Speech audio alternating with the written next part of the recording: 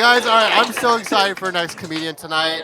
Not only is he funny and multi-talented, but he actually kind of booked me on my first hosting gig. He was hosting this open mic during the pandemic that was outdoors, and he had to take a week off, and I filled in. And that was my first time hosting, planting something that I ended up doing to this day right now currently. All right, without further ado, are you guys ready for next comedian tonight? Make some noise right now for the very funny Zane Thomas.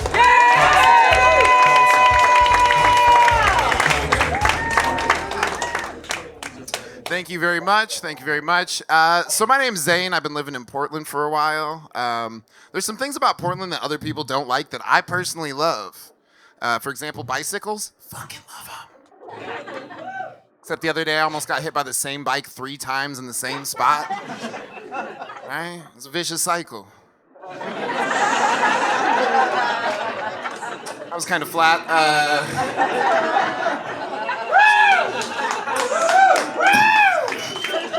Should probably retire it. Okay, anyways. We're fine. So yeah, I met my dad a few years ago, right? This dude calls me up from out of nowhere, right? Here's the deal. I'm stoned out of my mind in Atlanta, Georgia, right? Calls me up, he's like, "Hey man, how you doing?" I was like, "G.I. Joe?" He's like, "Nah, man." I was like, "Black G.I. Joe?" He's like, "Nah, it's your father." I was like, "Oh shit, dude, I always wanted to meet you. I just never knew where to find you." He's like, "Now you know. And no one's half the battle." I'm like, "This nigga is G.I. Joe." I knew it. My family and I used to joke about my dad leaving when I was younger. It's kind of a running joke. You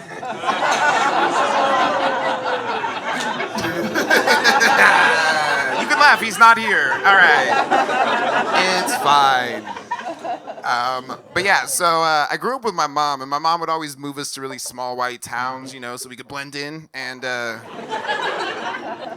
wasn't hard enough for me to blend in. My mom was a lesbian and a witch. Yeah, give it up for her. That's super dope.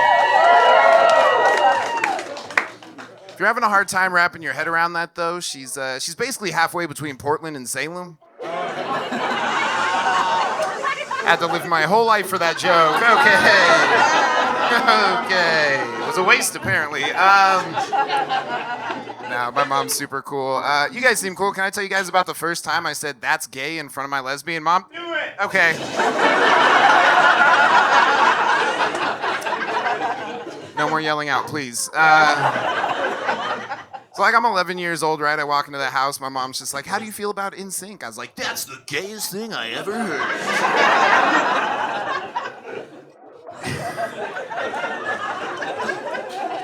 And my mom wanted me to understand something. She wanted me to understand that if you use the way that somebody's born as a negative like that, it's extremely hurtful. So she says to me, "How would you feel if when I didn't like something, I said, 'That's nigga'?"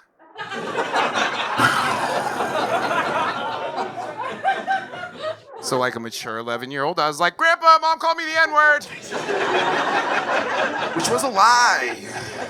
Took that lie to my grandfather's grave.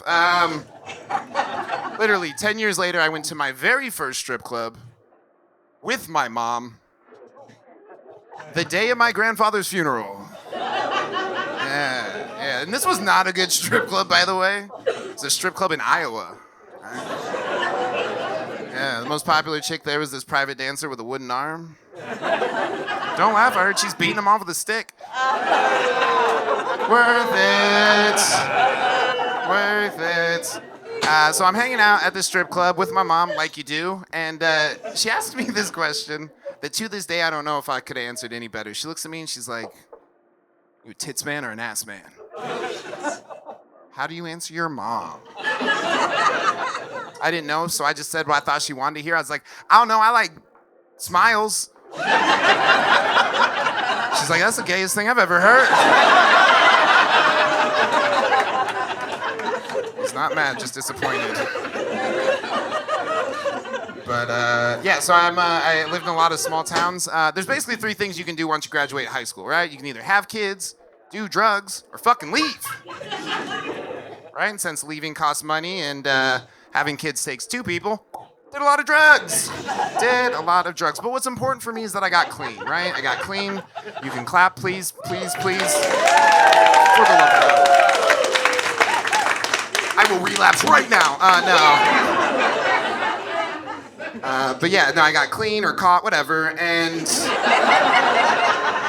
details. I'm just here to say that mixing cocaine and baking soda, not all it's cracked up to be. I'm kidding. I didn't do crack, all right? Meth was more my speed.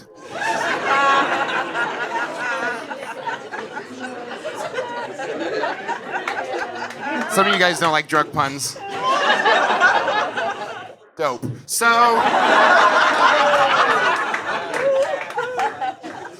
I remember hitting rock bottom, right? I remember I walk into this house and this dude's picking like rocks out of the carpet, and I was like, holy shit, this is the lowest I've ever been. And then I started helping him. I was like, holy shit, this is the highest I've ever been. It's pretty crazy. I remember getting busted, though. The cop kicks in the door. He's just like, got anything on you? I was very high, very confident. I was like, no, officer, I'm innocent. Which is the exact moment he pulls a pack of Newports out of my pocket with a meth pipe in it. Which, by the way, is the blackest white trash moment of my life. Right? It's like, I thought you said you were innocent. And I'm like, I was. Until I was proven guilty. Right? You just laughed and threw that shit away. I went straight to jail. It was a small town. There was rumors. Apparently, there was this rumor going around that I was giving favors for drugs. Right? Which is messed up. You know? Because you suck one dick and everyone thinks you did it for meth. That's how rumors get started. But since moving to Portland, I've had to address my mental health. I have bipolar, and if you're wondering how I'm feeling about it, real back and forth. Yeah. Somebody recently told me they're just like, mental illness is all in your head. It's like, no shit. Wait till you find out where tennis elbow is.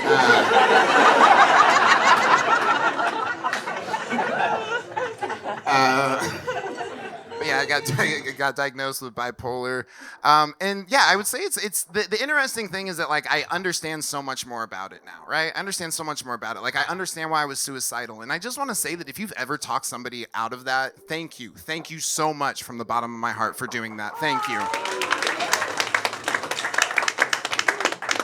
But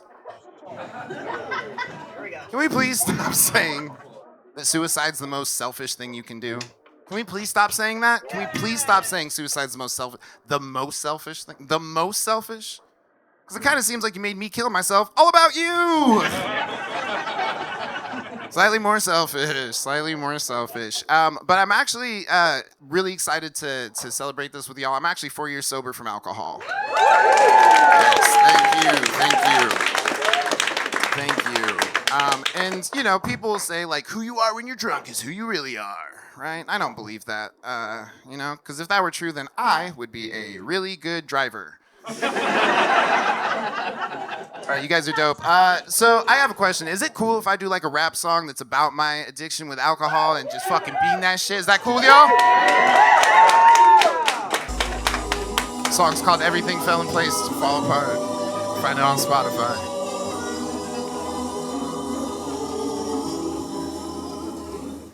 The sound of a cracking can signifies my surrender of sobriety. I suffer from anxiety, so alone I do it quietly. If I've got to be in pain, best to do that shit in privacy. If I can't ignore the hurt, maybe I can ignore the irony. I know too well how this ends. With bartenders and not friends, I'm not ignorant to the trends. I'm fessing up, no pretend. Know you've been hurt previous, would never do you dirt on purpose. I'm not that devious, little do they know that I left the queen unpleased. Now I'm a peasant in the streets who can't fulfill his own needs. I smoke when I know I'm sick, drink when I know I'm sad, kill myself in the short run, so I don't have to endure the long runs. Rappers and I get it, I should have acted better, so I pulled out this notepad, wrote you this love letter, I never gave it to you. So afraid of how you'd act, knowing how you were so perfect. So afraid you see me cracked, everything fell in place to fall apart.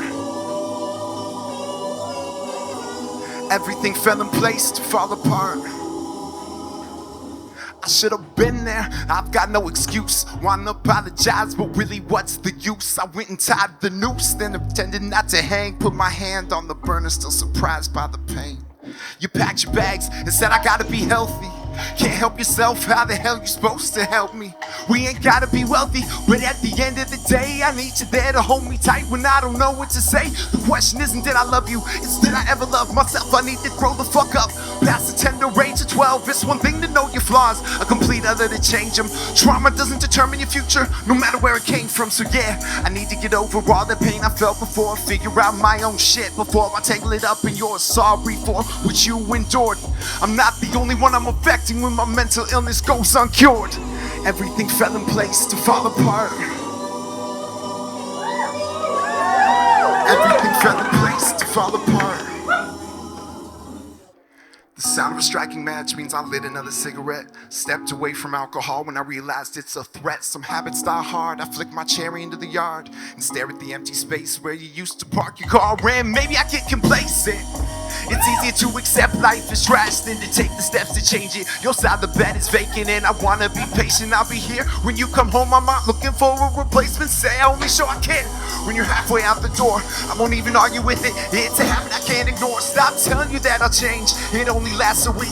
I'm back to my old ways. I see your face in the fatigue. You're understandably exhausted. It's gotta be annoying. It still ain't fixed like the sound of a leaky faucet. I wanna tell you I love you. It was a pleasure to know you. I won't bother with words anymore. So instead I'm gonna show you. I've been Zane Thomas. Thank y'all so much.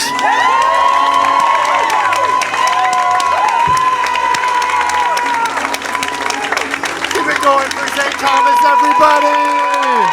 Hell yeah. I think that was our first rap performance here at Lap Basement. Make some noise for him one more time. Fuck yeah.